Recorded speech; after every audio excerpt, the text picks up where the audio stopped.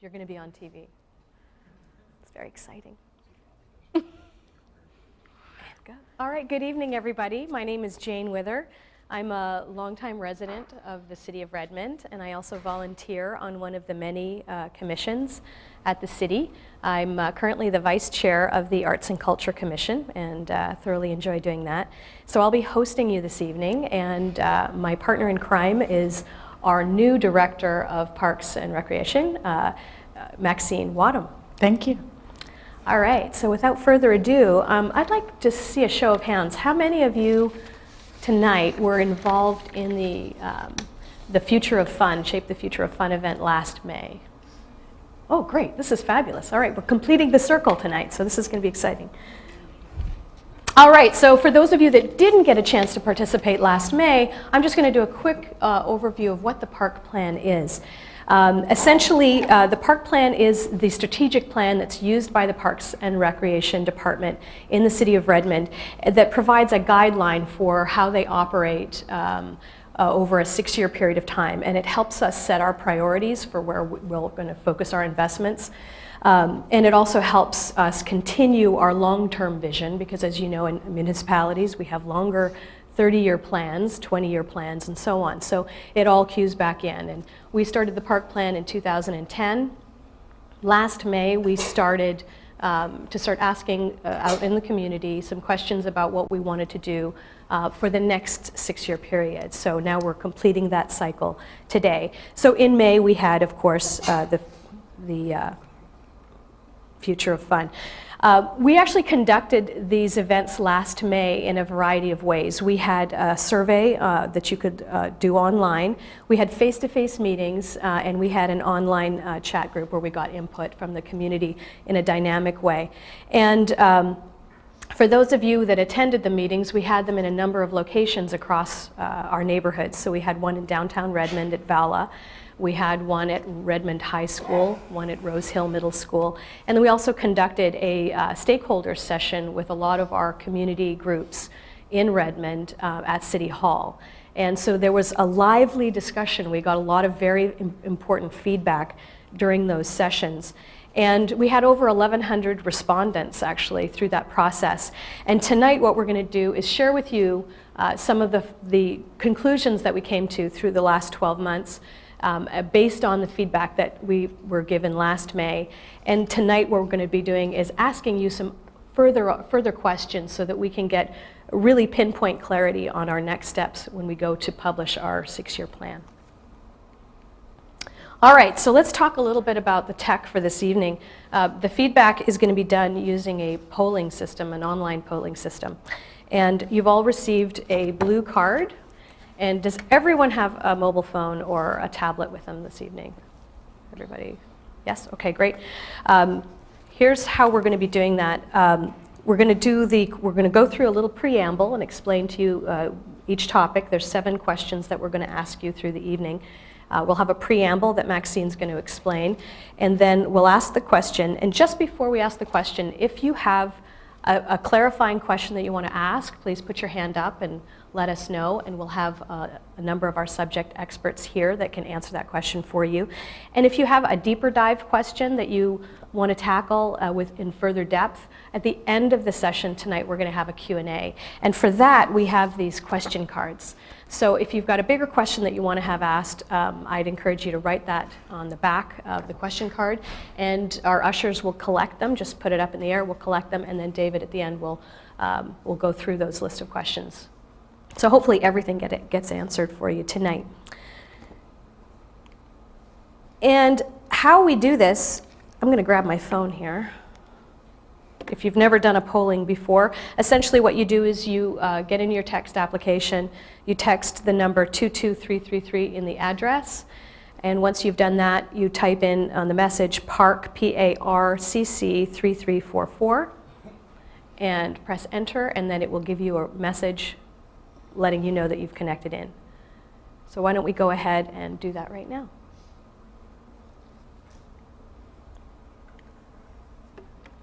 All right, has anybody not gotten their message or having any technical problems? Oh, technology at its finest. Okay, great. All right, so we're going to start with an easy question just to make sure that it's working. The question is, tell me a little bit about you. Tell us which neighborhood you're in the city of Redmond. And for example, if you are not a resident of Redmond but you work in Redmond, let us know where your office is, where you're working here. And we're using a number system, so we have on the poll we've got a list of neighborhoods. Hopefully everybody can read that. And beside the neighborhood is a number. So if you can text in the number that corresponds to the location that you live in. And you've got real-time feedback for the room, for the folks in the audience. Some people aren't sure. So you've got All right, how many people do we have? about tonight? 26, I think. 26, okay, so we've got a few more to go. This is just to check and see if you're getting it. Any questions?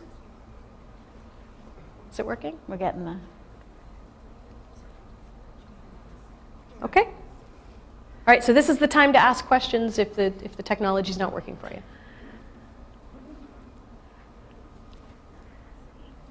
If anybody does need help getting into the system, one of our ushers or myself can come by, help you get in. Rich, is anybody, don't feel embarrassed, but is there anybody who's having trouble getting in, or is everybody able to get in okay? I think we're good. Yes? All right. All right. All right, great. Thank you. I thought at least somebody would be a little. All right, so we have 19 total responses.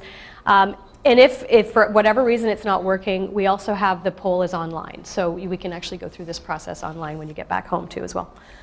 All right, so without further ado, we're going to get to the first of the 7 questions that we're going to ask around the park plan for 2016. I'm going to let Maxine take over.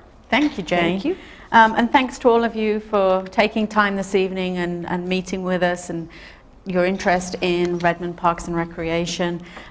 We really do appreciate your support, and that's how we build the plan and how we build the future of fun in the city of Redmond. So as Jane said, we're going to kind of do a little preamble, and then if you have any questions or need clarification, we've got our subject matter experts.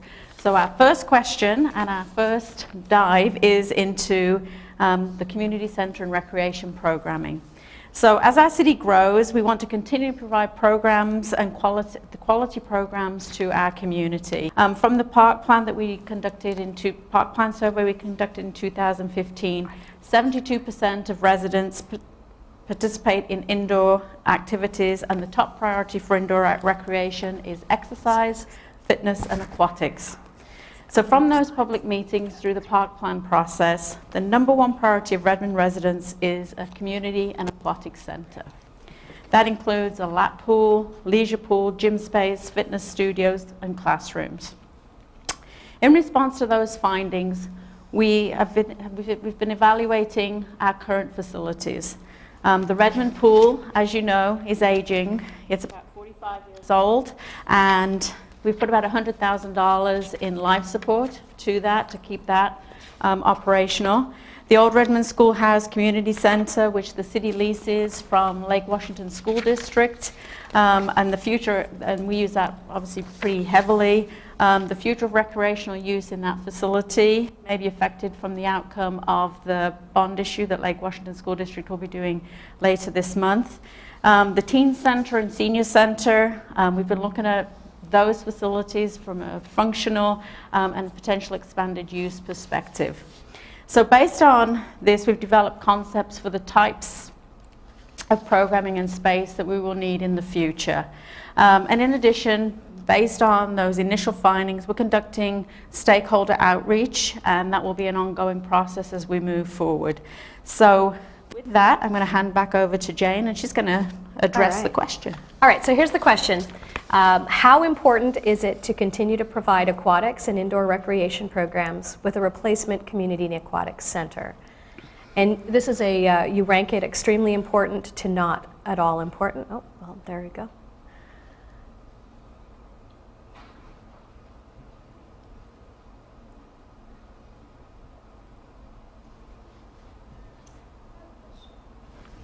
How can we rank its importance if we don't know what we're ranking its importance to?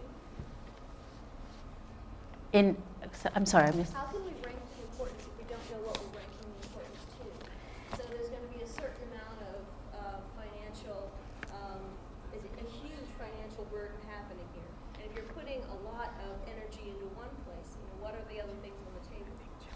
So where we're at with the community center is really looking at the concept of moving that forward. As we conduct the stakeholder outreach, we will really start fine-tuning that, and every step of the way we'll be coming back to the community. So today we're just asking the question, is this an initiative that you want to continue to move forward in the community, keeping in mind that we are going to be checking in very frequently with the community, meeting with stakeholder groups and understanding what those needs are.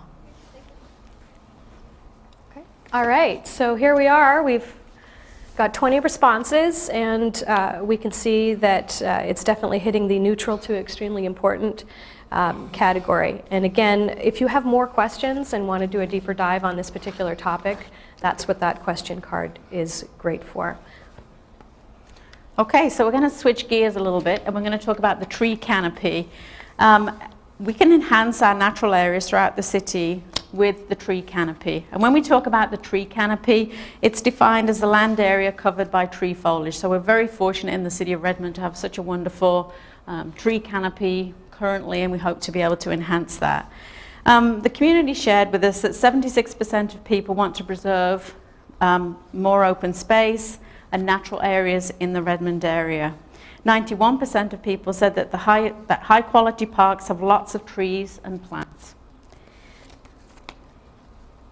So this helped us understand how residents value green and natural space in Redmond. They evaluated the amount of forested parkland in our inventory. So of 1,300 acres, about 1,000 acres of that land is forested.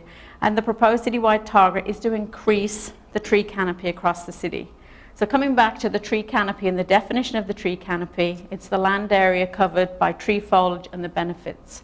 And the benefits of that include reducing the greenhouse gas emissions, improving water quality, and adding the visual beauty that is very prevalent in Redmond. The national recommended target for tree canopy is about 40% of land area, and many local cities are adopting this, so you'll see from Kirkland, Bellevue, Seattle. The proposed target for Redmond is 45%, to increase the tree canopy by 45%. So, and we're hoping to do that within the next 40 years. The reason Redmond's considering a higher goal of 45% is because we already have a significant tree canopy due to the watershed preserve, Feral McWhorter Park, and other resource parks that we have in the area. We can achieve this goal by planting about 25 acres of trees per year on both public and private land, including parks, natural areas, and commercial properties. So Jane has the question related to tree canopy. All right, do you agree with the strategy of setting an ambitious tree canopy target to improve air and water quality, habitat, and the green aesthetic within city boundaries?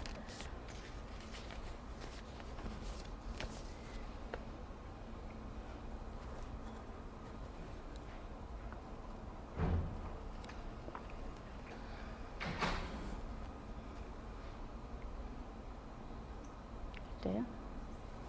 All right. Are there any questions about the tree canopy specifically? Okay, moving on. So we're going to talk about trail access next. And in Redmond, I think we're very, very fortunate to have some wonderful trails. One of the goals of our trail plan is to be able to walk a quarter of a mile to a trail from your home or workplace. That usually takes about 5 minutes. We heard that nearly all our residents feel it's important to have a safe walk to a park in their neighborhood, and that most residents want to walk a quarter of a mile or less to a park or trail from their home or work. So today, currently, 58% of residents and workers can walk to a park or trail. We've been looking at this goal pretty closely, and the goal of a quarter-mile walk to a park or trail is a pretty lofty goal. But we have a wonderful trail system that we feel that we could get there, and this really relies on developing and further building out our trail system. So as we continue to work with this in regard to this goal, it's going to take some financial contribution and about 30 years to really accomplish that. So Jane's going to follow up with a question in regards to how we do that. All right. How important is it to build out the trail system in order to achieve the quarter-mile walkability goal?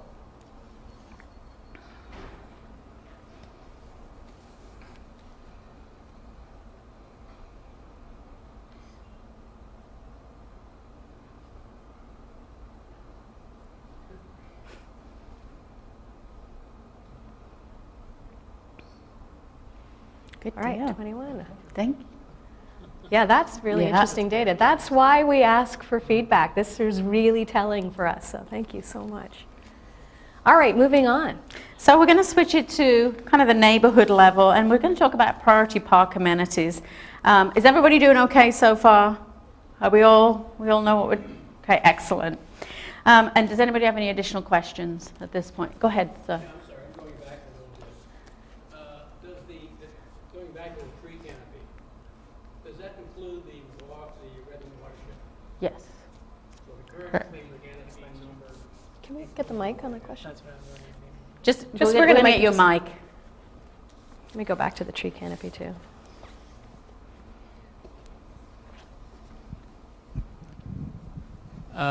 the percentage you cited earlier on the current tree canopy, does that include the Redmond watershed? Yes. Yes, it does. It does. Citywide. Thank you. Yeah. Okay, are we ready to move on? Okay, so we're going to talk about amenities in city parks. And the question that we're going to pose to you tonight is, should every neighborhood have access to sports courts, play features, and other amenities? What we heard from the community was that 55% of residents want play features, such as small sports courts, small picnic shelters, picnic tables in their parks. So Parks and Recreation has created a standard for the number and location of park amenities for the development of new parks and as we continue to refurbish existing parks. These include sports courts such as pickleball courts, basketball courts, and play features like playgrounds, swings, and climbers. So Jane, do you want to ask the next question? All right, please choose the top 3 park amenities that you would like in your neighborhood. Now, before anybody enters anything in, let me just tell you how this is going to work. You have basically 3 votes. So if you really, really, really want a basketball court, type in 1, 1, 1. If you want a tennis court and you really need the dog park, then 1 on tennis court and 2 on the dog park. See how that works? Yes. Between the numbers or Do you need commas? One at a time, one number, one send, and then the next number send. Okay, 1 send, then the next number, send. 1, 2, 3. Pickleball is kind of a short court tennis, and it has a lower net. The bat's just a little bit different.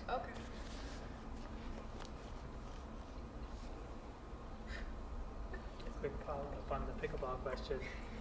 We actually have a pickleball court right out here by the senior center if you want to see what pickleball looks like. I thought that was a badminton court. Yeah, it's looks pickleball, similar, yeah. But the net's low. It's really fun.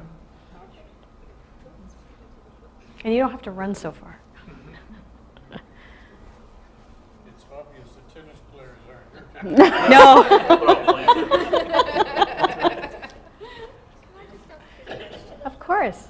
What if there's an amenity there that I would like but it's not on the list? Yeah, just write Put it on the card. comment card, yep.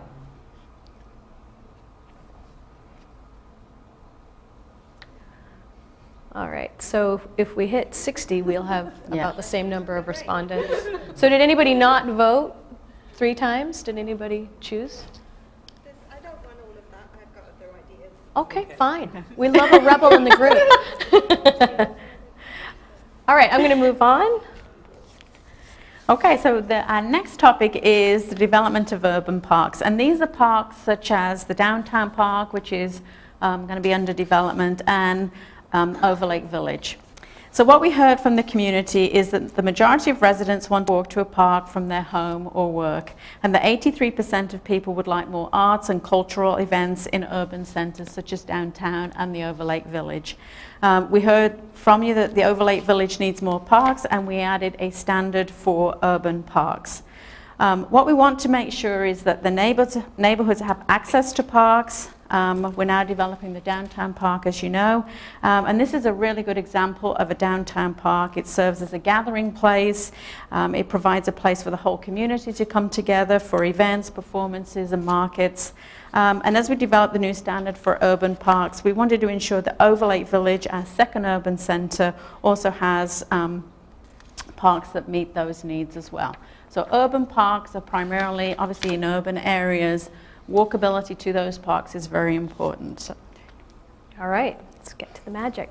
Do you agree that it is important to build urban parks in urban centers to serve the local residents and workers in that neighborhood, as well as provide a place for community-wide events?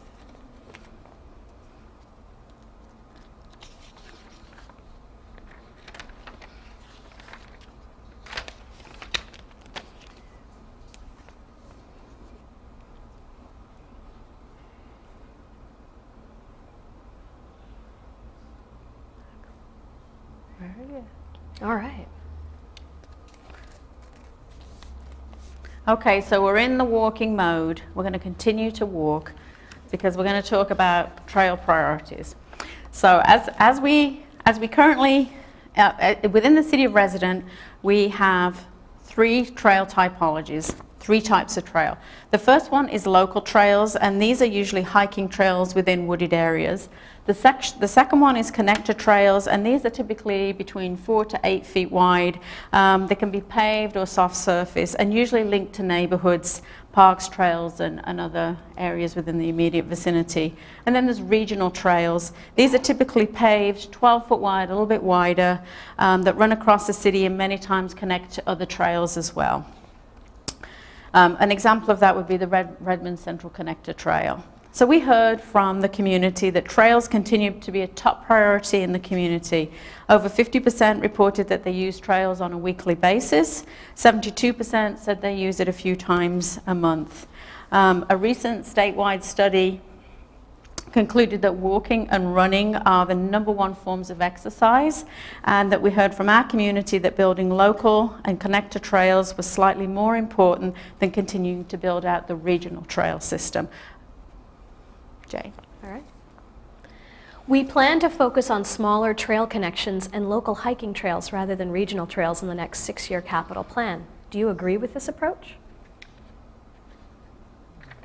Any questions? Okay, do we have a question? Are bicycles going to be used and allowed on all these trails? Hold on. We'll just get you on the mic, just so that we can record it. Are bicycles going to be allowed on all of these trails? Like, The Spanish River Trail is terrible with bikes. Mm-hmm. I think you need to put up some signs and say, speed limit. Okay? No, Yes, I'm serious. that's a very good point. They don't seem to know the rules of the road. On your left, So the question is, are there going to be bicycles allowed on all trails, or not allowed, or sounds like they're going to be allowed speed limited? everywhere, right? But I think you bring up a good point, is how do we manage that in terms of usage and signage and those types of things that we definitely will take it to consideration. Yeah. So your concern is about pedestrian safety? Okay. It's a good question. Okay. Now that was our last question. No, we've got one more. We do? Yep. Public art. It's the most important question of the night, and I totally forgot about it. The art plan. Okay, we're almost there. I had a moment. So public art. So we've heard from the community that 91% of people attend art exhibits locally. 58% of residents would like to see more public art throughout the city of Redmond, and 48% believe public art contributes to a high quality of life. Redmond Parks and Recreation developed the first citywide public art plan that proactively identifies themes, locations, costs, and timing of public art as the city continues to grow and develop. The plan includes a strategy to integrate art into public and private projects, as the city continues to grow. And these public art goals are intended to encourage the vitality of our community, build a sense of identity within our community, build connections to one another and to the community, and ultimately celebrate our cultural richness that is very pervasive throughout Redmond. So with our final question. The most important one. All right. Create vitality, community identity, connections between residents, celebrate culture.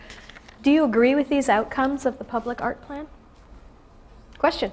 Is this in the past or for the future? This is for the public art plan for 2016, so we're moving to the future. Yeah. I think the public art plan should be expanded to include things other than just public art, but be able to incorporate and encompass private art venues. I would rather not do this and offer another suggestion. Yeah. Yeah. I'd like to know how you define public art. What's your definition? Can we get this on mic? Would you repeat your statement just so that we can? Oh, my statement, or she's asking? Both. Okay. We need to be able to hear it on the recording. So I feel that when we speak about public art, there seems to be, at least in the past, there's public art projects that have happened, things like a sculpture garden that no one sees, things that are really not very relatable to the people of Redmond. You have events, you have celebrations, but those things aren't things that come to us at a very basic grassroots level. My interest is in seeing how we can actually permeate this society and bring arts at the grassroots level. How to be able to house an artist studio. How to be able to bring galleries to this space. When we're talking about rents that are absolutely astronomical, arts can't survive here. Mm-hmm. And unless we have a municipal, a granting mechanism, some kind of a mechanism that can help embrace the arts more, the artists are always going to be in the periphery, and you're going to have to continually be inviting them in to do special things. Oh, this is the special thing. When what I think should happen is we should have arts at a very basic level, and they should be here all the time. As an artist myself, I can't survive here. I can't open a gallery. I can't find studio space because I cannot afford any of it. Mm-hmm. I would love to see Redmond as a city come together and say, oh, well, let's expand what we can offer artists, whatever kind of art it is, so that it's coming in at a foundational level and not at a very high level that not everyone has access to. That's great. Thank you. Yes, thank you. We have another hand up as well, so after Jacqueline. Okay. Okay. I just, Or not. Sorry. I just kind of like to add on to that. So I am one of the teens, and I go to the Old Firehouse Teen Center a lot. And what I've noticed is that over my year that I've spent kind of at the Old Firehouse Teen Center is that there are so many students that come to the Old Firehouse with extremely amazing artistic abilities, but I feel that it's not being passed out into the community as well. We do typically have a lot of art shows, but the only people that come are other teens. Right. And so not a lot of people come to see it. I feel that if we have some sort of like art center or another place where teens can exhibit their art in terms of large scale, that would be really nice. Great, thank you for that. Can I just say that we do have an art centre and we need to talk. We have one around our centre. Yeah. Just a really simple question. How are you defining public art? Am I the only arts person here? You are. I am. That's an excellent question. And we're just actually rewording what we include in public art to be more inclusive as opposed to being that sculpture that no one sees, so that it's much more encompassing. I don't have the verbiage, but I can certainly share it with you after the fact. But we're very mindful of the fact that when some of us hear the word public art, we have a certain idea in our mind. It's that sculpture that just gets plunked in front of a building and has no context. And we definitely are giving some very deep thought to what public art is. And the provision of that and the access to it. So I think that all is kind of wrapped up in that. And I think the plan is really helping to define that. Yeah. And obviously this process, again, give us your feedback on what your definition of public art is and how you would like to see art presented within the city of Redmond. That's very important that we receive that feedback. Great. Our usher's coming. Hold on. Too. I also wanted to say something about the public art plan. You didn't really say so much about visual art. I know that some of us here are visual artists, that there's been a lot of performance artists that have shown their work in Redmond. So as a resident of Redmond and also a teacher of ceramic arts in Redmond too, that I would like to see more of a visual arts impact in the city. Thank you. Thank you. Any other questions? All right. Well, we've already done the poll. We only have 18 responses. That means somebody wasn't paying attention. Keeping it 20, we should be at 21. Come on. You can even vote neutral. I'm a numbers girl. Come on, you guys. All right. So that, what? Oh. There you go. A little pressure and see what happens. Who was it? It was John. He was holding out. All right. That's great. Thank you. All right. So technically speaking, we're now at the end of our poll. So you can exit that poll by typing in the word leave, and you'll be out. Again, we did have some questions and comments. This is fabulous input. Now is the time during the Q&A to take a moment, share some of your thoughts, share some of your questions if they're still outstanding, because this is our opportunity to ponder them and answer them for you. And the other thing that I would like to say as a resident of Redmond is please, please, you guys were fabulous. You came, you participated. Ask 5 friends, go to 5 neighbors, and ask them to do the same thing online, because your feedback is so critical, and it's a numbers game. The more people that answer, the more rich the information that we receive as the city. So it really gives us the guiding principles for what we do moving forward. And this is really the completion of that life cycle of our investigation. We started in May last year, and now this year we're very close to finishing it up and preparing the final draft of the 6-year park plan. And so this feedback that's going to happen in the next 2 weeks online is really critical. So please, my ask of you is to ask 5 friends to do the same thing that you did tonight. It doesn't take long, and it really does make a difference. All right. And so how do you do that? Take the survey. You basically go to redmond.gov and /future of fun. It's really simple. All right. That was it.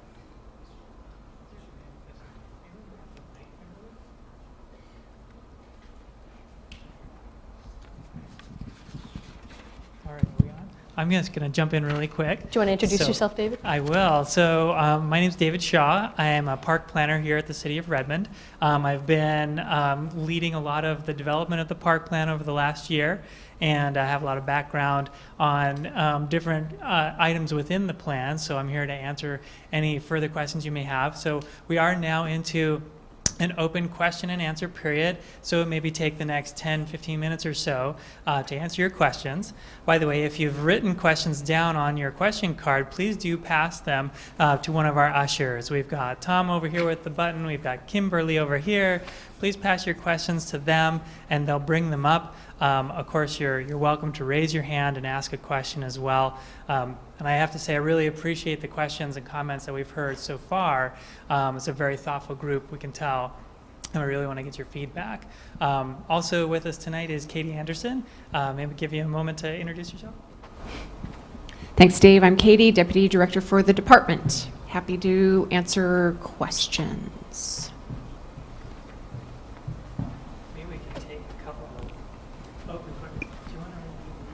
Perhaps we can start with folks, if you've got a verbal question you want to ask while Katie's reviewing the written questions, give her a little time to look at those, and then does anybody have a question they want to ask now, or we'll just wait until we get to them on the card? These 4 questions are similar in nature. They are about the future of the Old Redmond Schoolhouse, the future of the clay studio, what's planned for the community center and where it will be located, what can you tell us, and what about the Redmond Hub program?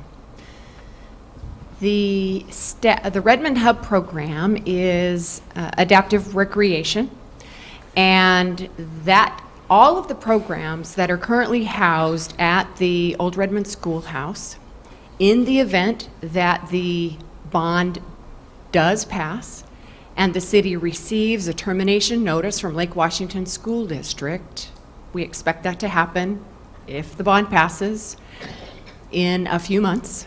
We expect that we will be planning for temporary relocation of our recreation programs. And staff are beginning to work on that right now. So please know that it's at the top of our list. We know that the Clay Studio is important, the Hub program is important. We are looking at alternatives, different sites, options for a partnership with the school district, and using our current facilities more efficiently. Does that answer everybody's questions in terms of time frame, in terms of planning, and what we're in the next few months? I think it answers the question generally, but I was hoping maybe you could provide more specifics, like when do we plan to have a new community center built, and when would we have to relocate, and what are some of the possible places to which we would relocate the recreation programs? Go ahead. I can tell you what we've done so far, and then Maxine will talk about going forward. So in 2009, the city embarked on a design study, and what we learned is that our facilities are in fair to poor condition. We also did a facilities condition study. In 2013, we did a rec building master plan study, and the concept that was recommended was about an 85,000 square foot building. Information about that concept is online on the city's website, and it includes a lap pool, as you saw in the slide and Maxine talked about. That project has been on hold since last July, and the pool is on life support, and we are getting potentially notice from Lake Washington School District. So these new circumstances are encouraging us to look again at our planning process and engaging the community. We have looked at a number of sites, we've presented a number of options to City Council, and we will continue to do so and engage the community in future planning. Maxine. So as we move forward, there's really two parallel paths that we're taking. So if the bond issue passes, we'll be looking at a transition plan of where we will house those programs, the locations, who our partners are going to be in regard to offering those programs. The other path that we're taking is, again, at the stakeholder level and really understanding what the needs are in the community. So during the master planning process, there was some outreach done. It was done via a survey. There were some focus groups that were conducted, but really what we want to do is take that to the next level and really do a deeper dive in the community and go out and meet with community groups, meet with user groups, and really understand what those needs are, and then develop the plan as we move forward. We understand that we really need to work with our community. It's a community facility. We really need to be able to be responsive to what the needs are. What's the cost, the location, what really works for the community. So the plan gave us the overall broad spectrum of what we can do. Now we need to really bring that plan to focus and really dive in with the community to see how we want to move forward.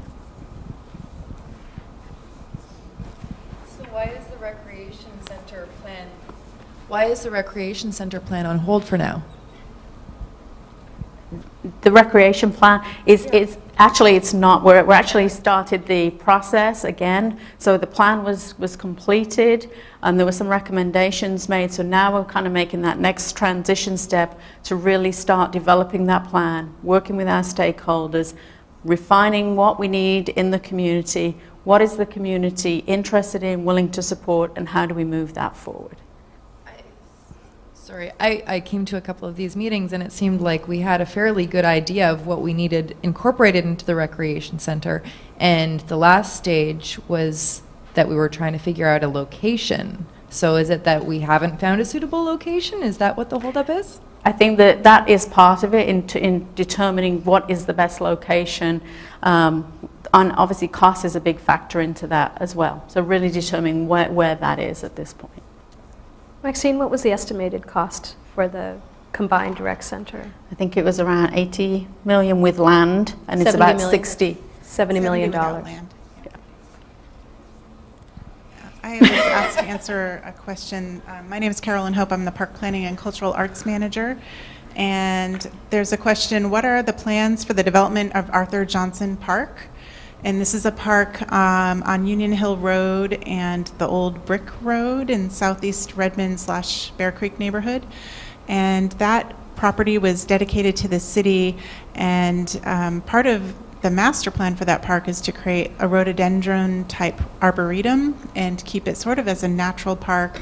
The regional trail from southeast Redmond up to Perigo would go through there, and it would be a really nice amenity for the community out there. Yeah.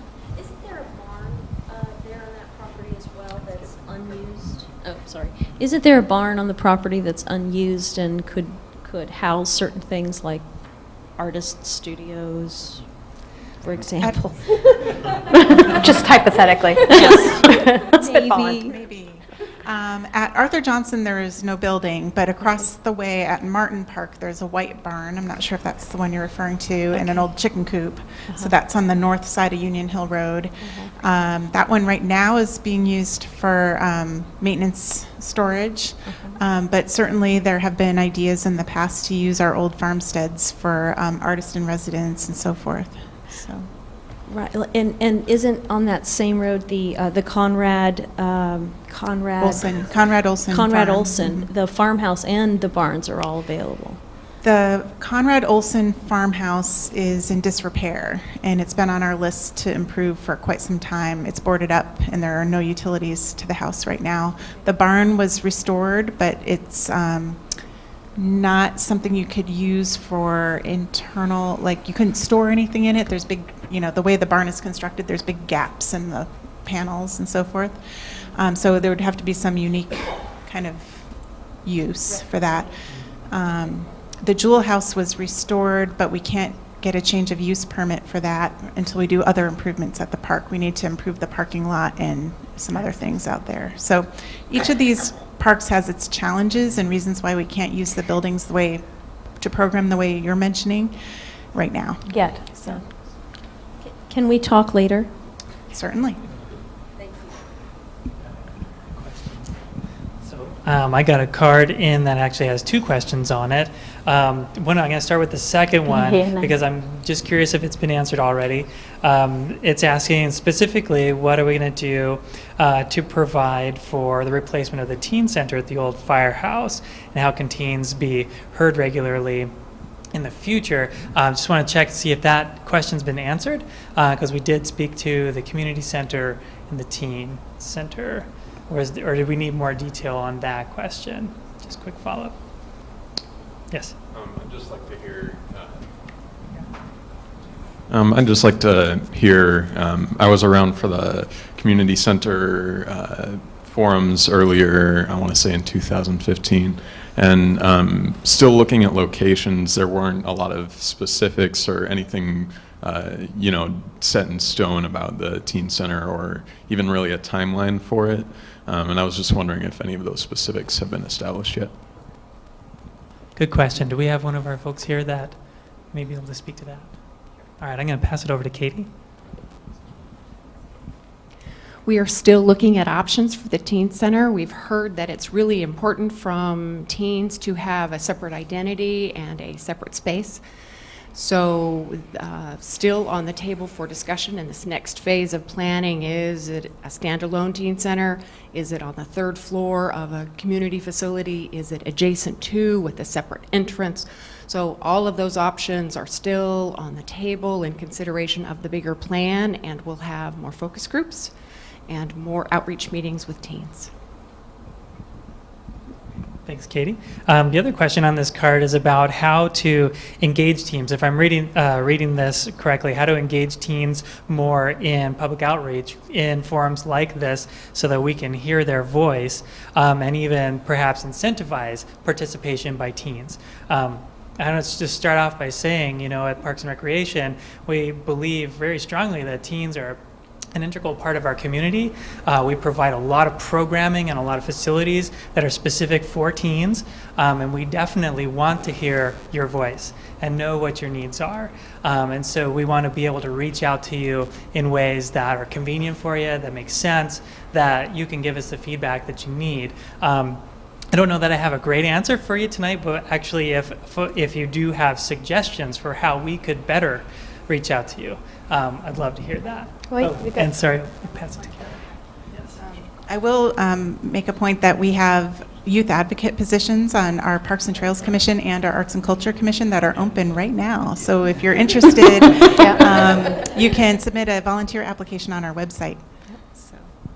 One of the things that I'll go ahead and point out since we're talking about it, one of the format changes that we're doing with this meeting tonight is while we've been in this room in our in-person meeting, we've been running a parallel meeting at the same time that's been streaming online. In fact, Carolyn was presenting at that meeting, and so that meeting's obviously wrapped up and now she's here. But that gave folks online to see the same content, same questions that we all talked about here in person. Beyond that, we're also going to post recordings of this meeting and a SurveyMonkey poll with all the same questions that you've been presented with tonight, so that and that'll be available for the next 2 weeks. So folks will be able to take time and answer those questions at their convenience. So we're trying a lot of different formats to see if we can reach people, but anyways. And so back to the Ask 5 Friends, I think at the Teen Center, you should ask everybody that walks through the door in the next week and a half. Definitely. One of the suggestions that I actually thought of is this is my first meeting coming here. I only heard about it today actually with my friend Levi. And so one of the things that I know, I am a teen and I know that not a lot of teens know about this. I didn't even know what the park plan was until a couple of hours ago. One of the things that I think would be really nice is to go along with the LWSD Redmond High School and to make an announcement over the intercoms. We do homeroom announcements every Tuesday. If we could let 2,000 teenagers know, although most of them probably won't advocate, there are definitely a lot of them that I'm sure will advocate for the city. So. It's great feedback. Yeah, I think some more like teen outreach is certainly in order. Whether that be through the LWSD or through the currently existing programs that we have for teens, through the firehouse, if we had even a focus group there, the outreach could, or even on social media online, that could be really helpful as far as getting that group engaged in this sort of conversation. All right, thank you very much for your comments. We've got a couple more questions that have come in on the cards. I also want to be sensitive to the time. We've had you all here for a while now. Maybe we'll answer one or two more questions and then we'll call it good for this evening. If by chance we haven't answered one of your questions or you need further clarification, feel free to contact us and we'll be posting some additional information on our website. That's www.redmond.gov/future-of-fun where you'll see all this information. Was there another one of these that we could take? I have a question here. I'm hoping I'm interpreting it correctly. There's a question about, I think it's about whether the ball fields are going away at Hartman Park. And if I did not interpret that correctly, please let me know. But the ball fields are not going away at Hartman Park. If the pool gets redeveloped, that part of the site would become available for something else, and we would engage with the community to identify what that is. Let's go ahead and wrap up. Hold on, Dave. Oh, I'm sorry. We have one comment. Some of us have worked over a period of 2 years looking at the proposals for a community center, improvements to the senior center, and a separate teen center. When you go into your final approach, are we going to have committee meetings and be able to make comments and see what you're looking at? Absolutely. Yeah. And I think it's really important to keep in mind that anything that we do is a community-based effort. And we have to, whatever we do is a reflection of our community. And it's very important that we continue, as we collect information, is to share that information, receive feedback on that information, and really have several checkpoints along the way that we're making sure, are we hitting the target? Is this what the community wants? And truly, if you build the facility that the community wants, the community will use that. They will support that as we move forward. So we value that at the City of Redmond. It's extremely important that we do listen to you. If there's times where you have an idea or you say, hey, time out, we need to be doing something else, tell us.